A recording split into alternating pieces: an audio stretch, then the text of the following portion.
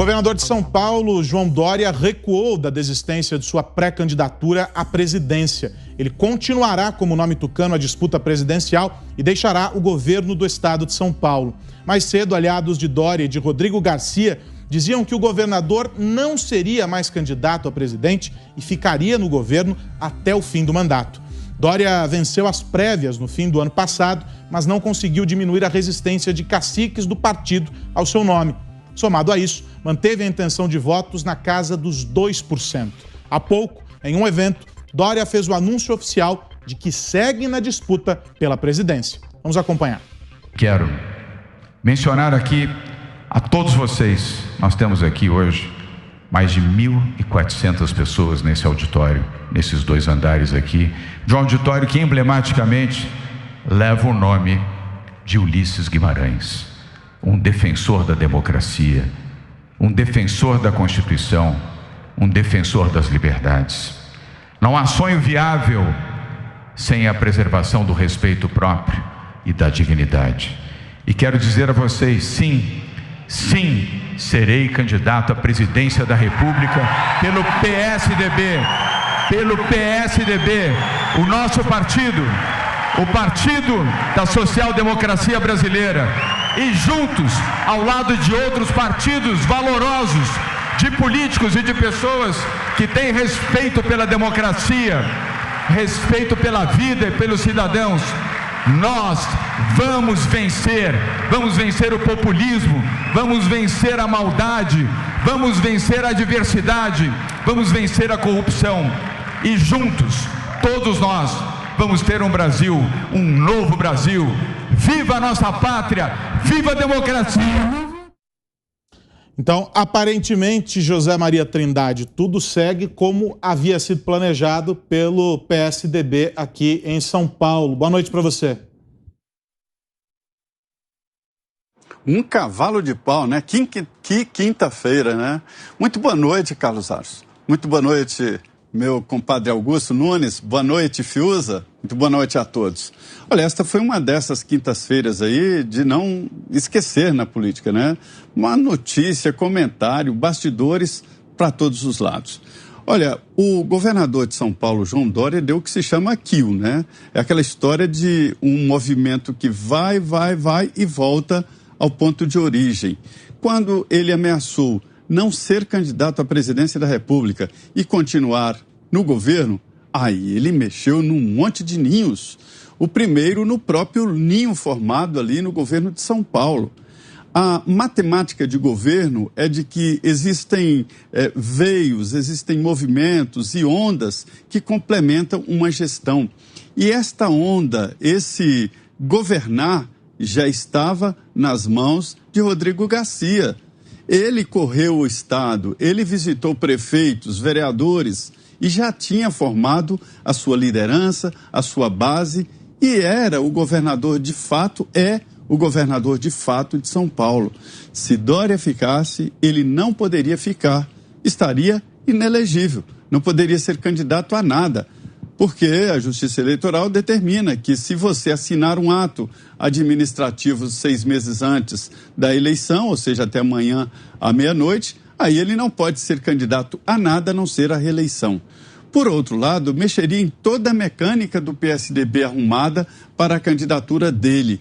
Entrou em cena o ex-presidente Fernando Henrique Cardoso, José Serra e outros tucanos, mas o que apareceu mesmo foi o Bruno Araújo e sua nota oficial, dizendo que João Dória deveria ser o candidato.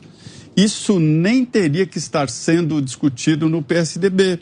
Veja bem, o estatuto do PSDB define as prévias eleitorais, né? Agora, oficialmente, quem vai bater o martelo é a convenção partidária, que é a maior força do partido político, né? Mas, enfim, houve um movimento e João Dória, então, decidiu sair do governo. Mas me dizem, até aliados de João Dória, de que, na verdade, essa decisão de sair do governo o coloca numa posição de se candidatar a qualquer cargo, né? Agora ele pode ser candidato à presidência da República, ao Senado, à Câmara ou até ao próprio governo, seria uma reeleição. Ele pode se candidatar ao governo, fora do governo. Então, ele ficou numa situação mais confortável, ou seja, oficializou uma posição que já vinha. O governo já estava nas mãos de Rodrigo Garcia. Esta é a realidade. Então, esse aí, Aros, foi apenas um dos pontos importantes aí desta quinta-feira nervosa, né? Uma quinta-feira nervosa. A gente vai falar sobre todos esses tópicos no programa de hoje. Enquanto isso, Fiuza, quero ouvi-lo também sobre esse assunto, a corrida entre os tucanos. Boa noite. Boa noite, Carlos Aros, Zé Maria Trindade, mestre Augusto Nunes, e boa noite a todos. Tira a máscara, bota a máscara, tira a máscara. Sobe no palco, desce do palco, sobe no palco. São os movimentos políticos de João Dória, né? Fico à vontade para falar. Quando apareceu no PSDB como alguém encarnando um pragmatismo, não tendo medo de confrontar as demagogias do petismo, propondo, inclusive, quando prefeito de São Paulo, políticas públicas pragmáticas, né? Eu achei que podia ser, por que não, o verdadeiro outsider, no sentido daquele que não está impregnado de velhos vícios da política. Não foi nada disso. Mostrou-se um dos personagens, primeiro um dos personagens mais estranhos à verdadeira política. O João Dória, ele é um balão de ensaio eterno. E ele usou a pandemia de uma maneira que eu ainda acho que ele terá que responder, porque tem uma série de alegações que ele fez, supostamente apresentando como medidas de segurança sanitária, no meio daquele momento, ainda estamos saindo, mas no meio do flagelo, quando as pessoas acorrem aos líderes, às autoridades, para saber o que fazer, ele se colocou no lugar, supostamente, de alguém que lideraria a sociedade baseado na ciência, por medidas de preservação de vidas. E as medidas dele são invisíveis em termos de eficácia. Ele fez demagogia com o lockdown, ele trouxe números manipulados de vidas, números precisos de vidas salvas pelo lockdown, que ele jamais poderá demonstrar. Ele estava fazendo propaganda, né? Ele entrou nesse ativo que muitos entraram, quer dizer que aquele slogan, fique em casa, sem um distanciamento planejado, sem de fato um plano de proteção de vulneráveis, ele entrou nessa, de que parar o mundo, né? Isso seria a grande providência. E depois ele trouxe também dados precipitados e que depois a realidade desmentiu sobre a eficácia de vacina que ele representava. Ele desmoralizou as suas próprias ações, supostamente rigorosas, né, de contenção da circulação das pessoas, apareceu indo para Miami, que não tinha lockdown, quando deixava São Paulo em lockdown, apareceu numa espreguiçadeira no hotel de luxo no Rio de Janeiro, entre outras pessoas, no meio de um momento em que ele pregava o comportamento de absoluto isolamento. Então, ele mostrou toda a sua demagogia. Eu acho que dificilmente a população, o eleitor, em número suficiente, confia no que esse personagem diz depois de tanto teatro e pouca ação efetiva, supostamente, em defesa da população. Deixa eu ouvir você, mestre. Boa noite. Boa noite, Carlos Aros, meu amigo.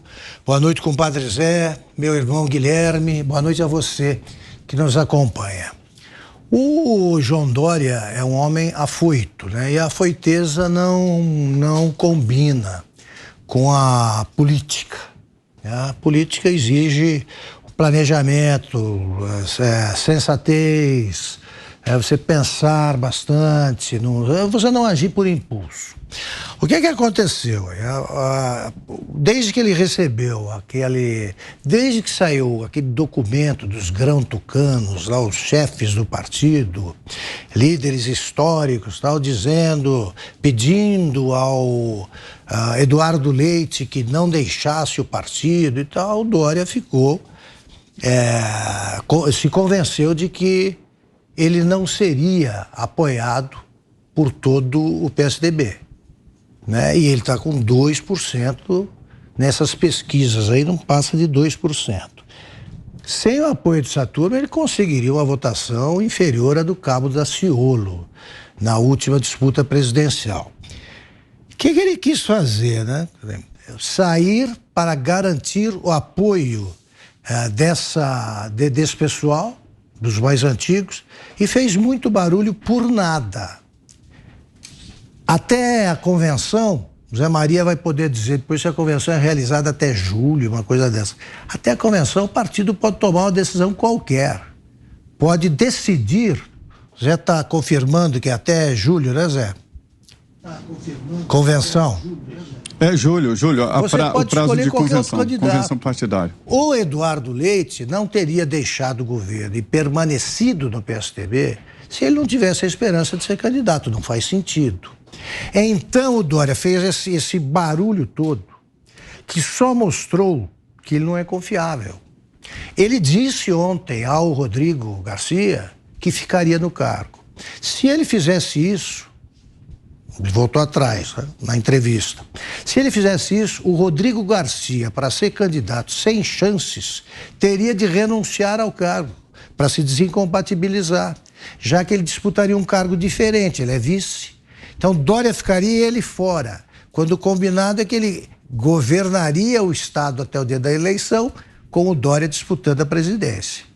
Só que ao fazer esse movimento, ele reforçou a ideia de que ele não cumpre acordos, que é outra maldição para os políticos.